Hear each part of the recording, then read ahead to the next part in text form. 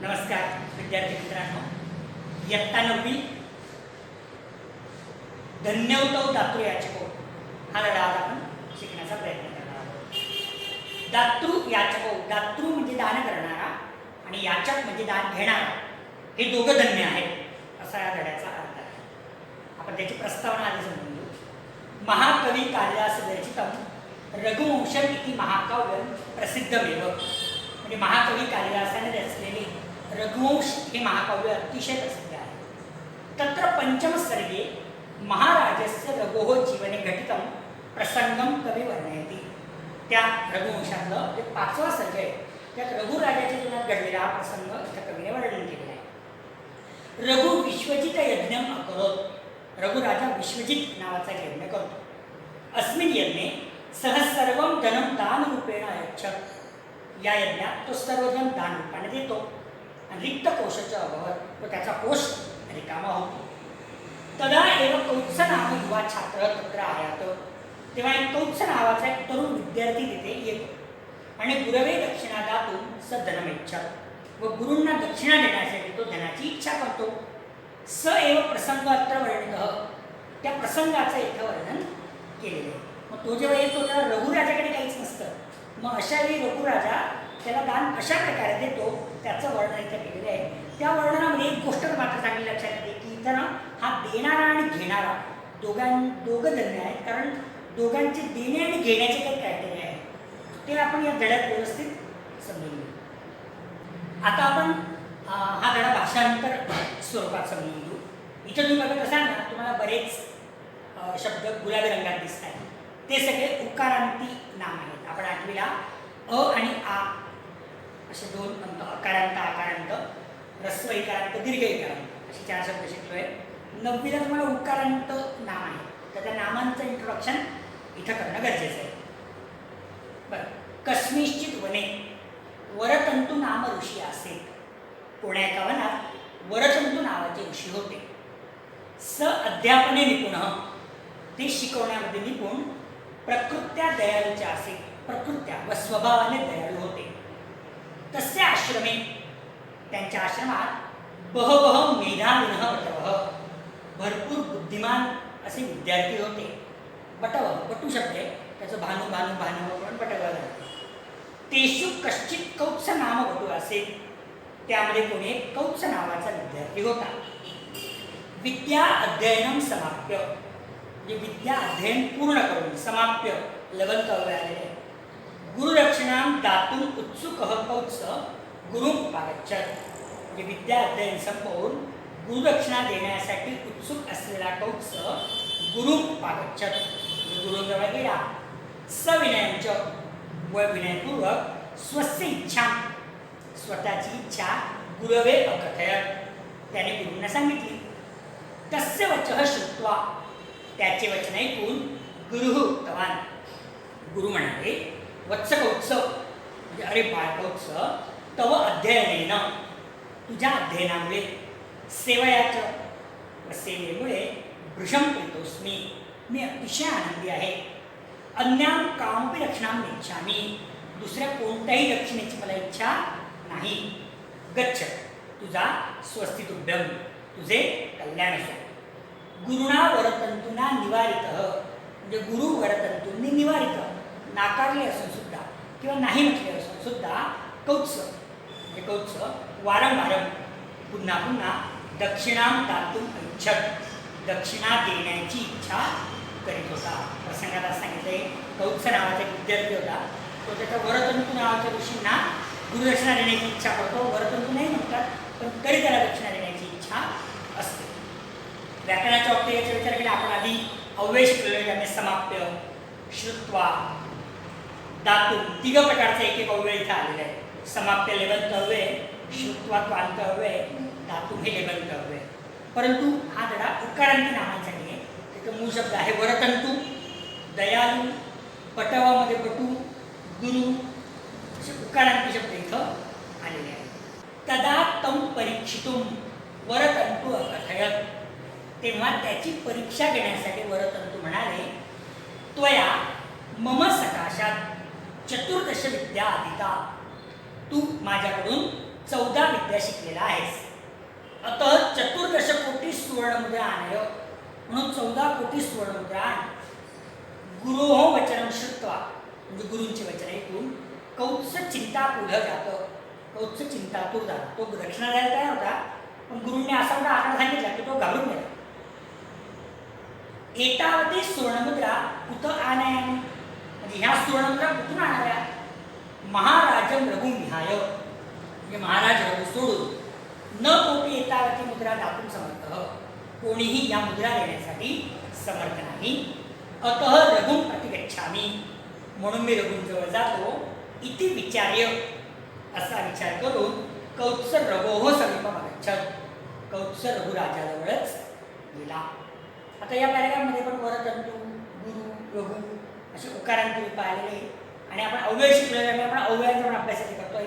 परीक्षितून हे तुमंत अव्यय आलेले, श्रुत्वा त्वांत अव्यय आलेले, विहाय हे लेबंत अव्यय आलेले, विचार्य ते पण लेबंत अव्यय आलेले. अशा प्रकारे हा दुसरा पॅराग्राफ आहे. याच्यामध्ये गुरुंनी काय केलं, सांगितलं की मी 14 विद्या शिकवल्या आहे, तर तू 14 कोटी सुवर्णमुद्रा आण. त्यामुळे कौत्स थोडा चिंतापूर झाला आणि त्याने विचार केला की एवढ्या सुवर्णमुद्रा आणायच्या असतील तर आता रघुराजाकडे जाण्याशिवाय काही पर्याय नाही, म्हणून तो रघुराजाकडे जातो. आता रघुराजाकडे गेल्यावर काय होतं तर बघा, दिग्विजयानंतरम रघु विश्वजित नामनी यज्ञे अशेषम धनम दानरूपेण अयच्छत.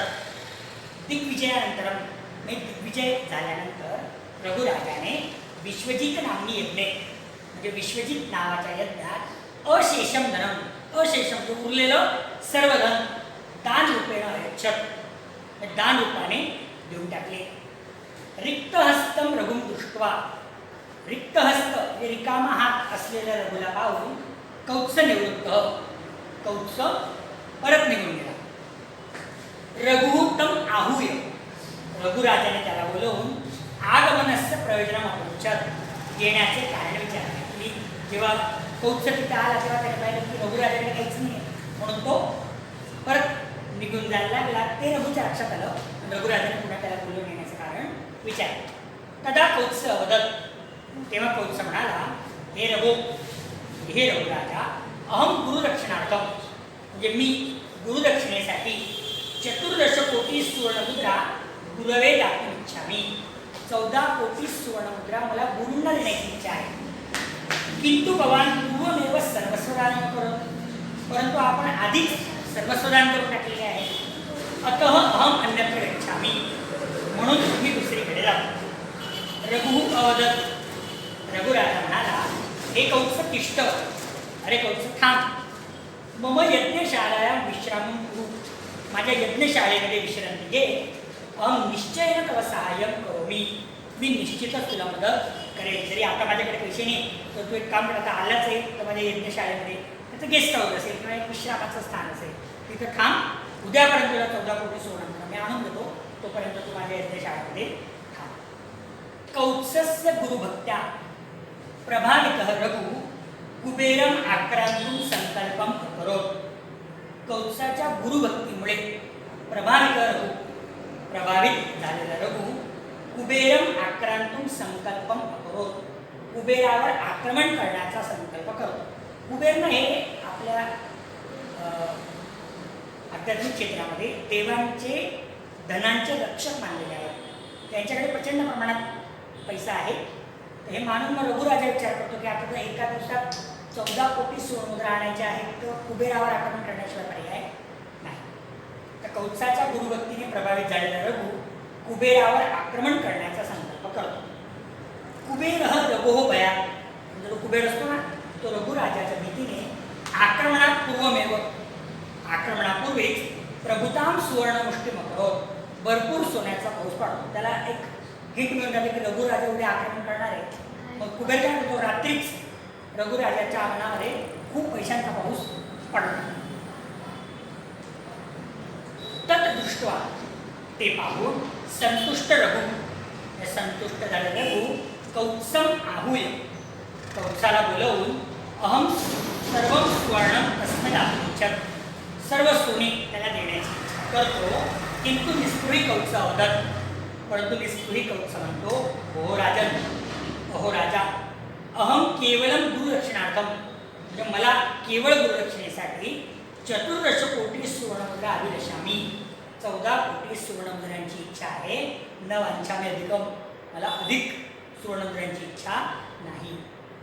म्हणजे रघुराजा तो सगळं तो म्हणतो 14 कोटी सुवर्णमुद्रा आणि आता हे सर्वच घेऊन जा, पण निस्पृही कौत्स का म्हणतो, मला 14 कोटी सुवर्णमुद्रा हव्या आहे, या मी बाकीच्या मोजून घेईल, उरलेल्यांची मला गरज नाही.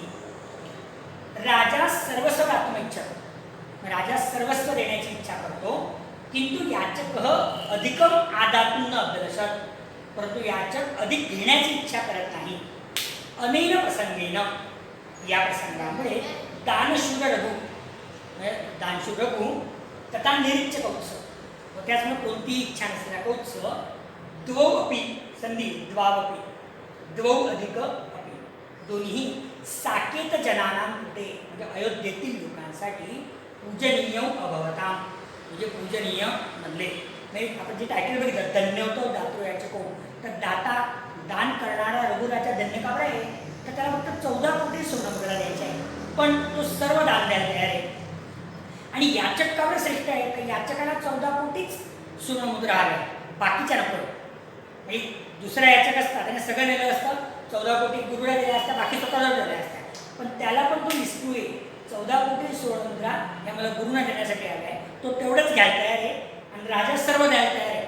त्यामुळे धन्य धन्य तो दाता पण आहे आणि धन्य तो याचक पण आहे. म्हणून ते जे टायटल दिलेलं आहे ना या धड्याला ते पण खूप समर्पक आहे. धन्य तो दातो याचक, हे दोघं दाता म्हणजे रघुराजा आणि याचक म्हणजे कोत्स नावाचा शिष्य, हे दोघंही धन्य आहेत. त्यामुळे अयोध्येतील लोकांसाठी दोघंही पूजनीय आहेत. अशा प्रकारचा हा पाठ आहे. हा पाठ आपण केवळ भाषांतर दृष्टिकोनातूनच समजून घेतलेला आहे. याचं व्याकरण आणि याचा भाषा अभ्यास आपण नंतरच्या एका व्हिडिओमध्ये नक्कीच पाहू. मी अशी आशा करतो की हा पाठ तुम्हाला समजला असेल. धन्यवाद.